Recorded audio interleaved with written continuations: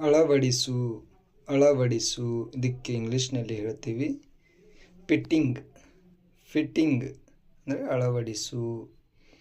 ರದ್ದು ರದ್ದು ಇದಕ್ಕೆ ಇಂಗ್ಲೀಷ್ನಲ್ಲಿ ಈ ರೀತಿ ಹೇಳ್ತೀವಿ ರಿವೋಕ್ ರಿವೋಕ್ ಅಂದರೆ ರದ್ದು.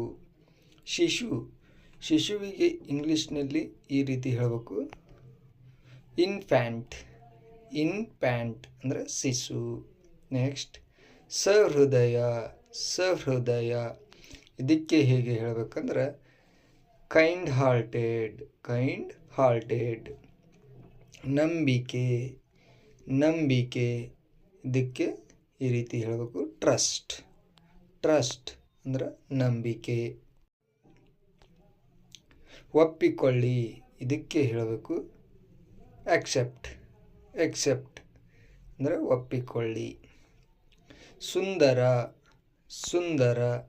ಇದಕ್ಕೆ ಇಂಗ್ಲೀಷ್ನಲ್ಲಿ ಪ್ರೆಟ್ಟಿ ಅಂತ ಹೇಳಬೇಕು ಪ್ರೆಟ್ಟಿ ಅಂದರೆ ಸುಂದರ.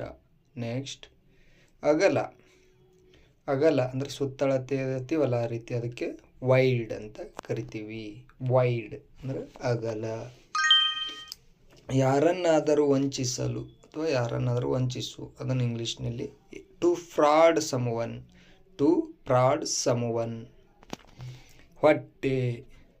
ಹೊಟ್ಟೆ ಎಲ್ಲರಿಗೂ ಗುರ್ತಿದ್ದಿದೆ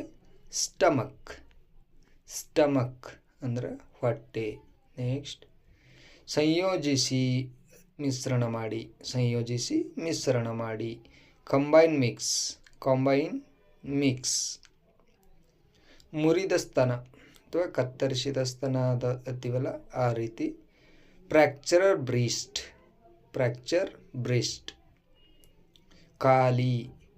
ಖಾಲಿ ಏನೂ ಇಲ್ಲ ಅಂತೀವಲ್ಲ ಅದನ್ನೇ ಎಂಟಿ ಅಂತ ಕರಿತೀವಿ. ಎಂಟಿ ಅಂದರೆ ಖಾಲಿ.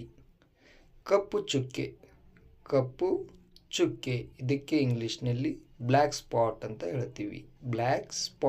ಕಪ್ಪು ಚುಕ್ಕೆ. ಆರಂಭಿಸಲು ಇದಕ್ಕೆ ಕಮೆನ್ಸ್ ಅಂತ ಇಂಗ್ಲೀಷ್ನಲ್ಲಿ ಹೇಳ್ತೀವಿ.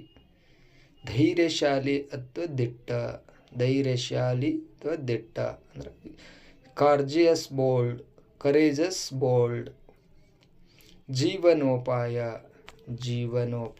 ಇದಕ್ಕೆ ಲೈವ್ಲಿಹುಡ್ ಅಂತ ಕರಿತೀವಿ. ಜೀವನೋಪಾಯ.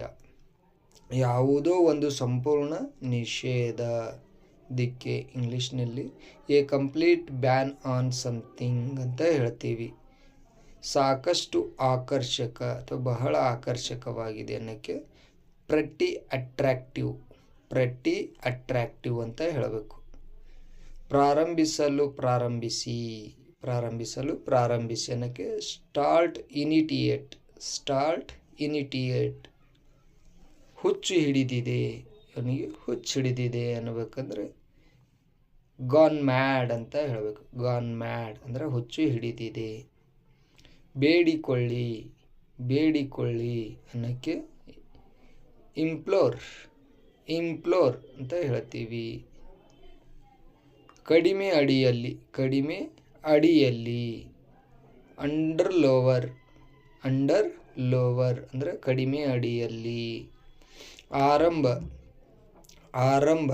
ಅಂದರೆ ಬಿಗಿನಿಂಗ್ ಅಂದರೆ ಆರಂಭ. ಬೆಳೆಯಲು ಅದಕ್ಕೆ ಹೇಳ್ತೀವಿ ಟು ಗ್ರೋ ಬೆಳೆಯಲು. ದೊಡ್ಡದು